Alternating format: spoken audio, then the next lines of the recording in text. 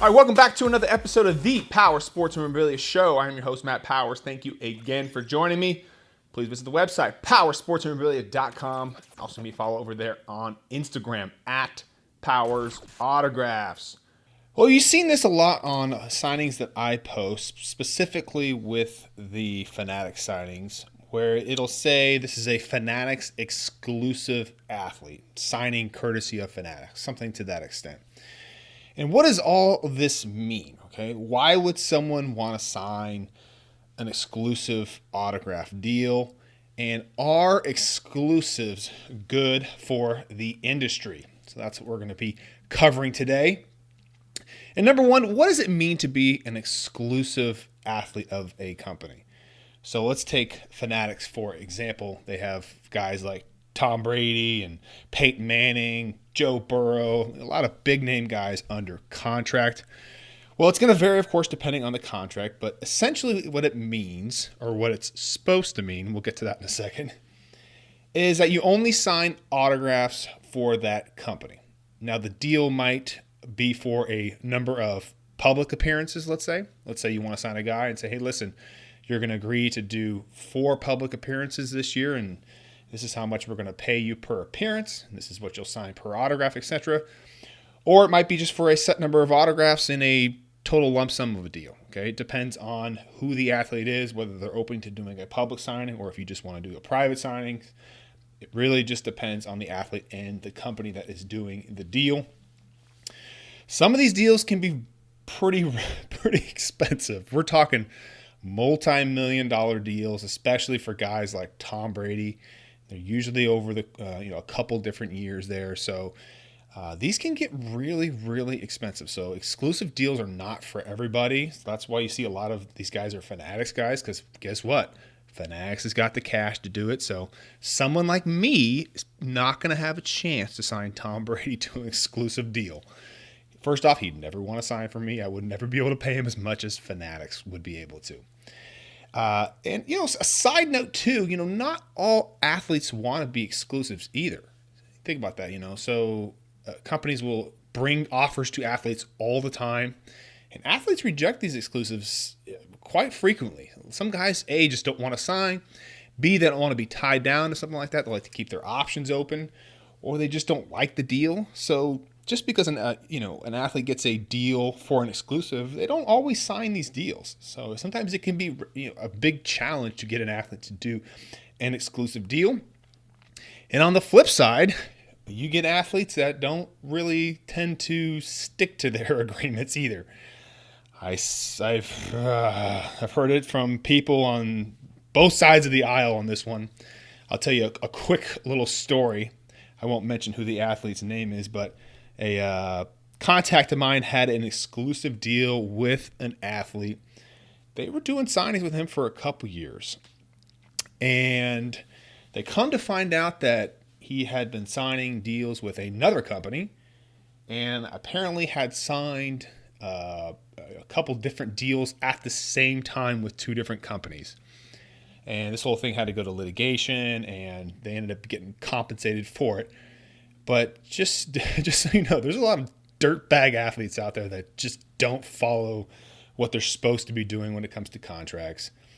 And imagine being the guy that set this deal up. You put half of your business money into this guy, and you really believe in the guy, and then the guy just says, "Screw you," and I'm just going to go sign with another guy while I've got an exclusive with you. I mean, come on, that's about as dirtbag as you can get. So some of these athletes just don't follow it, and that's quite unfortunate, especially for a lot of these smaller companies that sign these guys to exclusive deals and then just to kind of be taken over by another company during the same contract period. So just a little fun little side caveat there on this one. But let's move on to number 2 here. Why would you want to sign a guy to an exclusive autograph contract? Well, obvious answer is you want to corner the market and you don't want to compete with anyone else. That's a huge plus. You don't have to worry about someone coming in and undercutting you. You don't have to worry about someone taking your guy and doing a public appearance with him or a private appearance with him. You've got control of this guy for the next couple years or however long the contract works for. Plus, you've got some flexibility there too. You can do private signings with the guy depending on what your contract says, Or you can say, hey, listen, you can call up an upcoming show and say, hey, listen, would you be interested in bringing, athlete X to your show? And I can bring him. He's an exclusive of mine.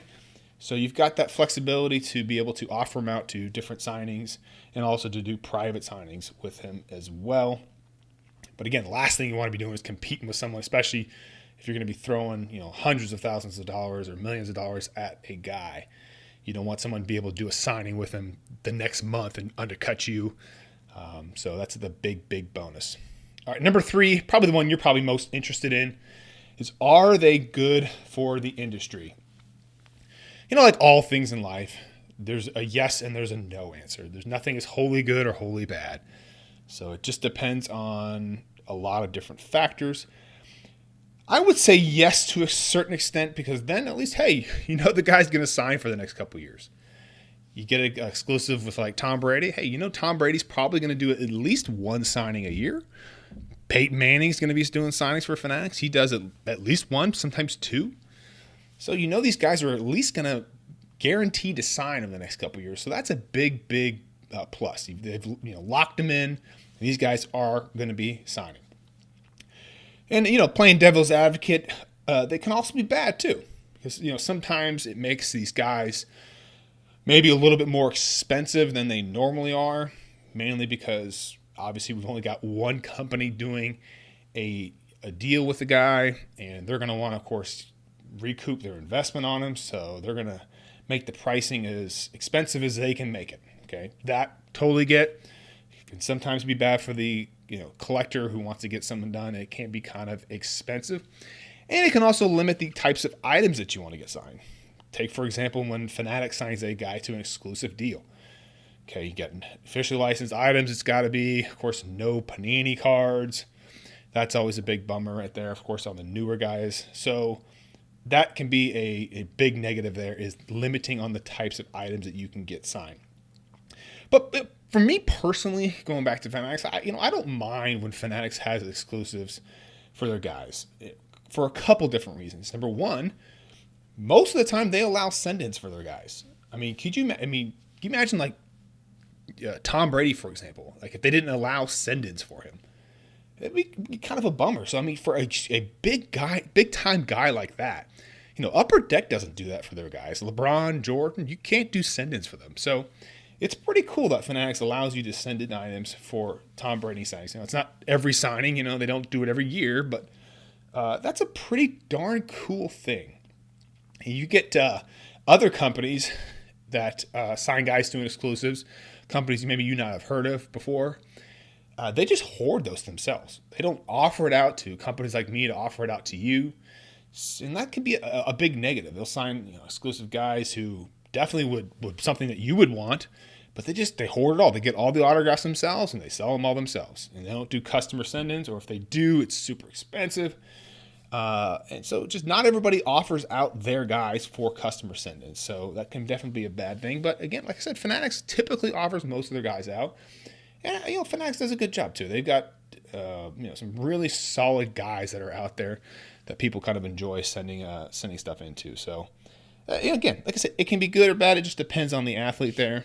But, exclusive deals can be super risky. You get somebody gets an injury, doesn't pan out, stops playing well, gets traded. So I definitely understand where these companies are coming from, the angles where they want to get their money back as soon as possible, because you never know what's going to happen with some of these guys. They may go AWOL and not become the player that you signed them to. So it's definitely a huge risk for companies that are signing some of these athletes to these exclusive deals. So hopefully this kind of shed some light on what the exclusive autograph deals kind of look like for you in the industry. Again, don't forget to visit the website, powersportsmemorabilia.com. Also, give me a follow over there on Instagram at Powers Autographs, and I will see you on the next episode.